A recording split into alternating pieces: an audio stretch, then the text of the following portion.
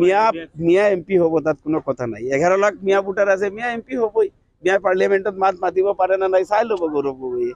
তেওঁতকে ভালকে অসমৰ সমস্যাখিনি উত্থাপন কৰিব পাৰে। বিজেপি কাৰ শত্ৰু? বিজেপি তো মুছলমানৰে শত্ৰু, মছজিদৰ শত্ৰু, মাদ্ৰাছাৰ শত্ৰু।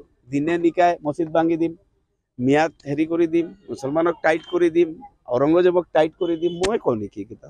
এইখিনি কথাটো মুখ্যমন্ত্ৰীয়ে কয়। চ্যালেঞ্জটো আমাৰ মুখ্যমন্ত্ৰীৰ লগত। এই সিটত straight fight, UDF versus BJP. কংগ্ৰেছক এটা ভোট দিয়া মানে বিজেপিৰ ফালে দুটা সুবিধা কৰি দিয়া। সেইকাৰণে ৰাইজে কংগ্ৰেছক এটাও ভোট নিদিয়ে। এইবাৰ পাৰ্লিয়ামেন্টৰ ক্ষেত্ৰত এটাও ভোট নিদিয়ে। কমিউনিটি ভাৰ্চেছ বিজেপি ইলেকশ্যন, মিয়া ভাৰ্চেছ বিজেপি ইলেকশ্যন, আৰু মিয়াৰ প্ৰতিনিধি হিচাপে থাকিব আমিনুল ইছলাম সাহেব। তো সেইকাৰণে তাত কোনো ফাইটিং নহ'ব। ষ্ট্ৰেইট মিয়া ভাৰ্চেছ বিজেপি। কোন জিকে চাওঁ। মিয়া 11 লাখ আছে আৰু বিজেপিৰ ভোটাৰ 7 লাখ আছে, তো কোন জিকিব? এইটো নেচাৰেল কথাই। আচলতে তেওঁ এই কাৰণতে কৈছে, কাৰণ বিগত ট্ৰেক বিগত দিনৰ যিটো মানে RSS, বিশ্ব হিন্দু পৰিষদ বা বজৰং দলৰ যিখিনি আচৰণ আছিলে, সেইকাৰণে তেওঁ কৈছে তেওঁ সমাজখনক ভাল পায়। তেওঁ সম্প্ৰীতিৰ বাৰ্তা এটা দিছে, যিহেতু এটা আৱেগ লৈ যাব। সেই ট্ৰেইনত আমাৰ মানুহখিনি যাব নালাগে, যাতে কোনো পৰ্যায়ে এইটোতো হয়, এইটোতো আমাৰ ইনচিডেণ্ট কেইবাবাৰ হৈছে, কিয় হোৱা নাই নেকি? ঢেৰ কাণ্ড হৈছে, হাজাৰো হাজাৰো পুৰণা ইনষ্টেঞ্চৰ পৰা তেওঁ এইটো কৈছে যে তেওঁ সম্প্ৰীতিৰ কথা কৈছে। মিয়া এমপি হব, তাত কোনো কথা নাই। 11 লাখ মিয়া ভোটাৰ আছে, মিয়া এমপি হবই।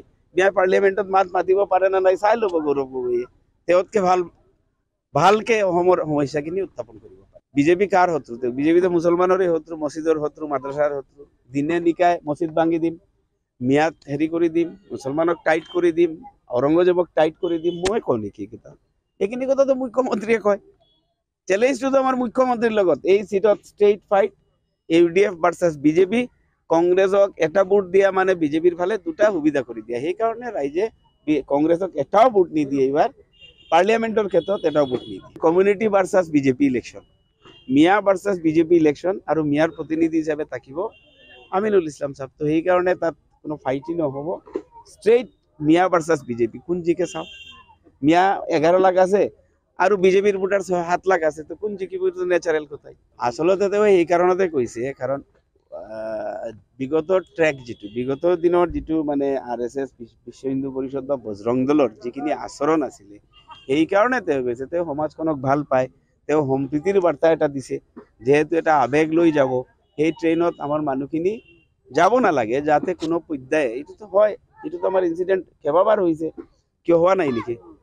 ঢেৰ কাণ্ড হৈছে, হাজাৰো হাজাৰো পুৰণা ইনষ্টেঞ্চৰ পৰা তেওঁ এইটো কৈছে যে তেওঁ সম্প্ৰীতিৰ কথা কৈছে।